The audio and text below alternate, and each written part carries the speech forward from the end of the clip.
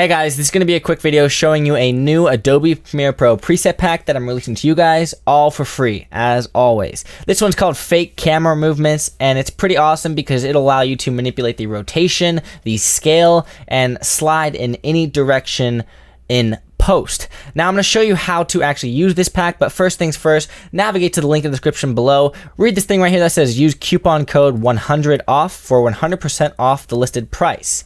If you guys would like to support me, just smash that buy now button and click buy now with PayPal, but if not, click on have a promo code and then type in 100 off and click apply. That'll discount the price 100% off and give you it for free. All you have to do is enter your email address and click on download. What that'll do, it'll pretty much send you an email with the link to download, or you can simply click this download button right now. So we're gonna click the download button directly, and then we're gonna go into Premiere Pro.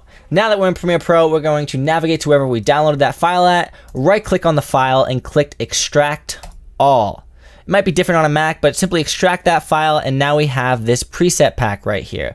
What we want to do is go into Premiere, go to the Effects tab, right click on Presets, and click on Import Presets. From here, we want to navigate to wherever we extracted that file from, and it should say Fake Camera Movements Preset. Click on that and click on Open. That'll open that file into Holland presets, Fake Camera Movements, and now we have the rotation, the scale, and the slide preset pack. First things first, let's show you guys what you can create with this preset pack right here.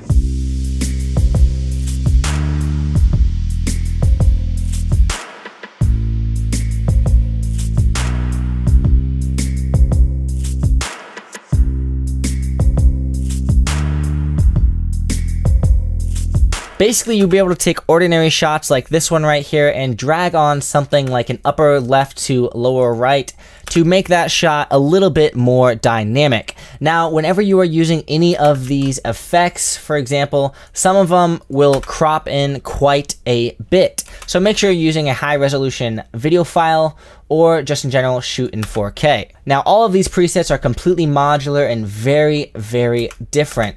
As you will see when we're editing, we have some rotations, some scales, and some slides.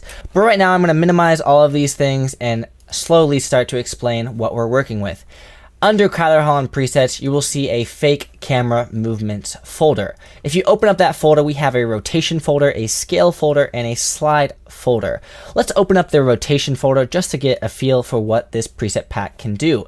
As you can see, we have a Bezier and a linear folder. Under the Bezier folder, it has a bunch of different degrees with a B at the end, and under the linear, it has a bunch of different degrees with the L at the end. They're the exact same. The only difference is how I treated the keyframes. So I'm gonna give you an example. I have two video clips down here, and they are the exact same, but I'm gonna apply the same degree of rotation onto both these clips, -15 to 15 linear, and I'm also gonna apply -15 to 15 Bezier on the second one. Linear basically means that if we go into the Effects Controls tab, you will see that the rotation keyframes are on linear.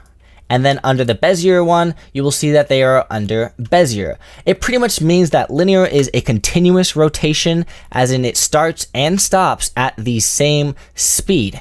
Now, the Bezier rotation means that it starts from a stop position and then it will slow down to a stop position. So in essence, it'll start a little bit slower, changing speeds as we go. You'll be able to notice the speed that it goes at by clicking this arrow key and looking at the velocity. So now the velocity is at 0, it slowly starts to increase until it gets about up to 16 or 17 and then goes back down to 0. If we look at the velocity of the linear one, you will see that it is one constant velocity the entire time. So that is the difference between Bezier and linear. It looks very different on different videos, so play around with that. But as you can see, this effect is super easy to apply. When you are applying this effect, all you have to do is click your video that you want to apply it to and simply drag on any of these rotation effects to it. Let's drag on 25 to -25. You will notice that the more rotation you are doing, the more the video will crop in right here under the scale. Because if I didn't crop in that much, you will notice black bars.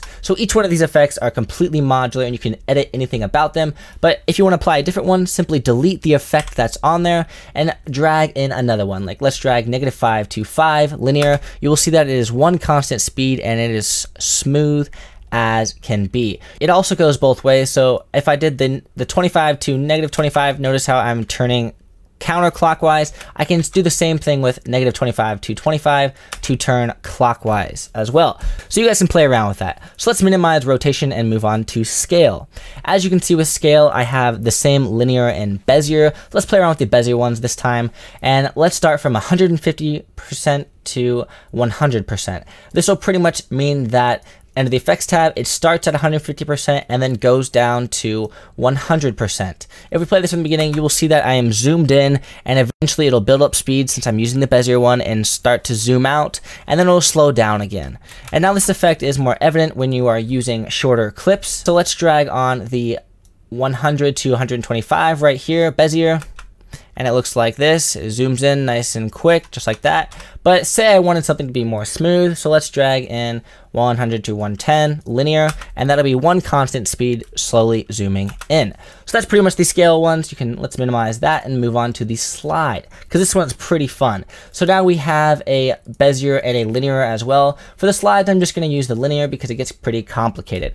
As you can see, we have a diagonal folder and a horizontal and a vertical folder. Let's open up the diagonal folder, and you will see that we have lower left to upper right and a percentage, and then we also have all these other ones and a percentage. The percentage means pretty much how much I had to scale that clip up in order to make it work. So let's drag lower left to upper right 150%.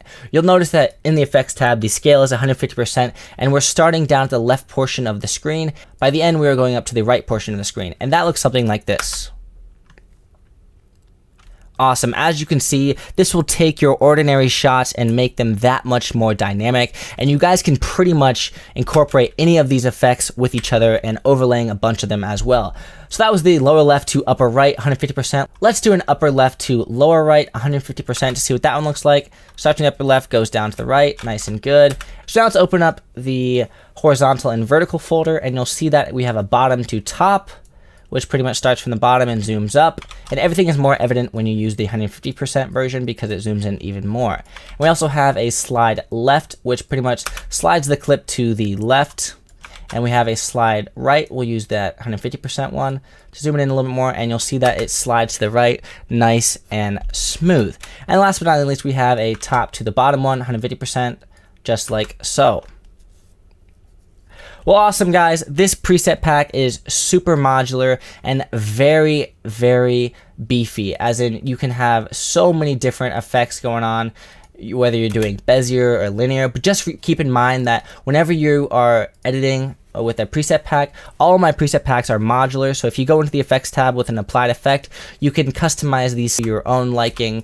But be sure to smash that like button and subscribe, because I'm going to be making some more stuff in the future.